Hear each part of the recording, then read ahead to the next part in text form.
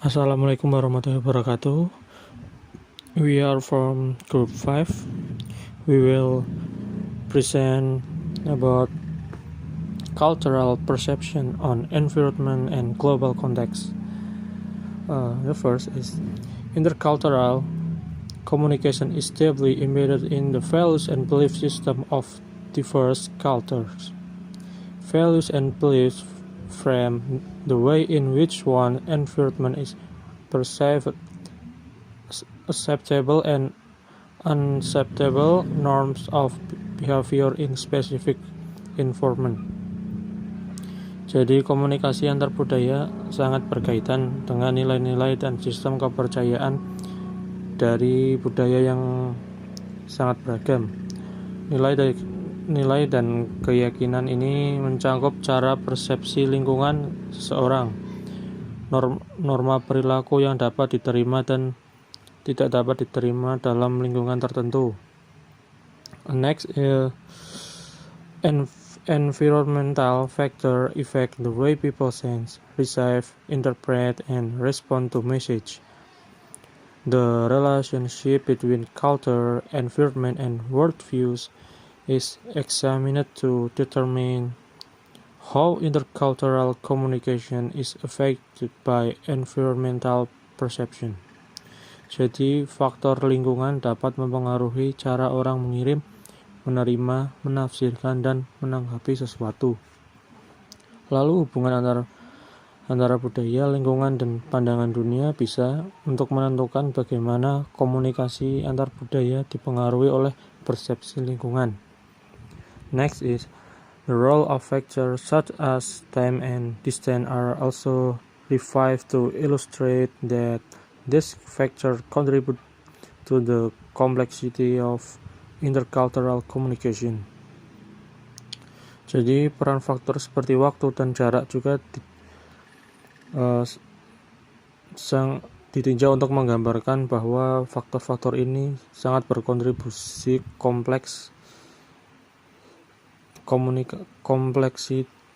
kompleksitas komunikasi antar budaya. Next is the impact of environmental context is underestimated in intercultural communication. People are sometimes baffled at what went wrong during a specific communication interaction and do not consider the effects of environment on communication. Jadi dampak konteks lingkungan sering diremehkan atau salah mengartikan dalam komunikasi antar budaya. Contohnya, orang yang terkadang bingung dengan apa yang salah selama interaksi komunikasi tertentu dan tidak mempertimbangkan efeknya dalam lingkungan komunikasi. Neilep 2006 present a contextual model of intercultural communication that explains the effect of context on interpersonal interaction with each other across culture. The contextual model illustrates the various contexts within which intercultural communication operates. Jadi, Neilep mengatakan model kontekstual komunikasi antar budaya yang menjelaskan pengaruh konteks pada interaksi antar pribadi satu sama lain lintas budaya. Model kontekstual ini menggambarkan berbagai konteks di mana komunikasi antar budaya beroperasi. Next is verbal and non-verbal message filter through several layers of understanding, moving from the perceptual context of the person from culture A and from culture B, who may also have in common or not a socio-relational context. Pesan verbal dan non-verbal mengalir melalui beberapa lapisan pemahaman yang bergerak dari konteks persepsi dari budaya A dan dari budaya B yang mungkin juga memiliki kesamaan atau tidak dalam konteks. Environment contribute to how excited we are and how alert or active we become emotionally, and they also affect our satisfaction and joyful emotional state. Jadi, lingkungan juga berkontribusi atau ikut membentuk kita. Bagaimana antusiasnya kita, waspada atau aktif, dan juga ini juga berpengaruh terhadap rasa kepuasan kita atau kesenangan kita. Environments create a comfortable or uncomfortable state, where the former is one in which we are either in control and are able to interact in a dominant way because we feel a sense of freedom to behave as we wish or in a way that is natural to us. Jadi lingkungan juga menciptakan keadaan, entah itu nyaman atau tidak nyaman, di mana yang pertama adalah di mana kita berada kita dapat mengontrol dan berinteraksi secara dominan, atau kita dapat merasakan kebebasan di dalam lingkungan itu, atau kita melakukan sesuatu hal yang menurut kita wajar. Sudirman claims that worldview in conjunction with territorially is often at the core of conflict.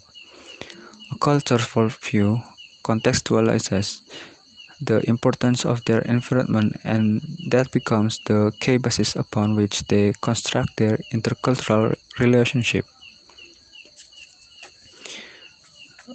Di sini Sudirman mengklaim bahwa pandangan dunia yang berhubungan dengan teritorial atau batas wilayah adalah inti permasalahan antar negara atau suku, tetapi lewat budaya,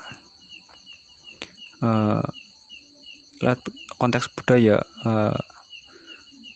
budayalah yang menjadi kunci atau hal yang bisa menghubungkan atau melampaui batas teritorial tersebut.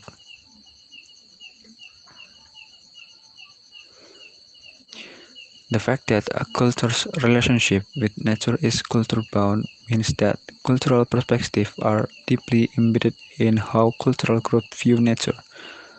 A culture's orientation toward nature determines how people within that culture communicate about nature and how they organize their daily activities around nature. Fakta bahwa budaya terikat dengan alam berarti bahwa perspektif budaya sangat tertanam dalam cara pandang mereka. Orientasi budaya terhadap alam menentukan bagaimana orang-orang dalam budaya tersebut berkomunikasi dan bagaimana mereka beraktivitas. Altman and Himers categorize three different cultural orientations to nature. One is people as subjugated to nature, living a life at the mercy of an uncontrollable force. Jadi di sini ada tiga perbedaan cultural orientation. Yang pertama, orang-orang yang tunduk pada alam, yaitu orang-orang yang menganggap bahwa alam adalah sesuatu atau yang memberikan mereka kehidupan ataupun melindungi mereka. Second is people as over nature, with a stronger belief that people can dominate, exploit, and control nature. Nah, yang jenis kedua, orang-orang yang berpandangan bahwa manusia dapat mengontrol alam, bahkan mengeksploitasinya. The third one, people as an inherent part of nature, where humans, animals, plants, and other elements can live in harmony in independent way. Nah, untuk yang tipe ketiga adalah orang-orang yang merasa bahwa mereka adalah bagian dari alam itu sendiri. Merasa bahwa mereka lalu hewan, tumbuhan itu adalah satu kesinambungan yang hidup bersama. In societies that are subjugated to nature, people believe that as their fate and destiny are dominated by the invisible power of nature. and so they completely accept the situation. In these societies, almost all physical objects and events are perceived to have life and power over their destiny.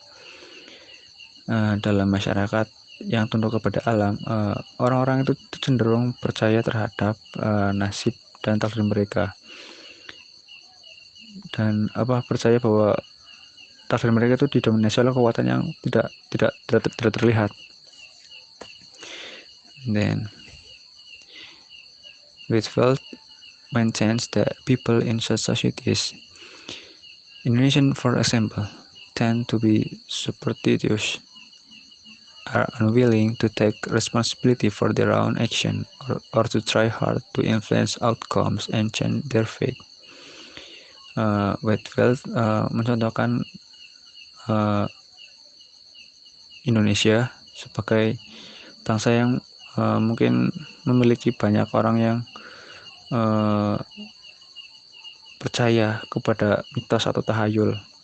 Jadi mereka lebih mengikuti nasib begitu. Mereka cenderung lebih kurang berusaha dalam mengubah takdir mereka, karena mereka sudah percaya bahwa alam itu sudah ada yang mengatur.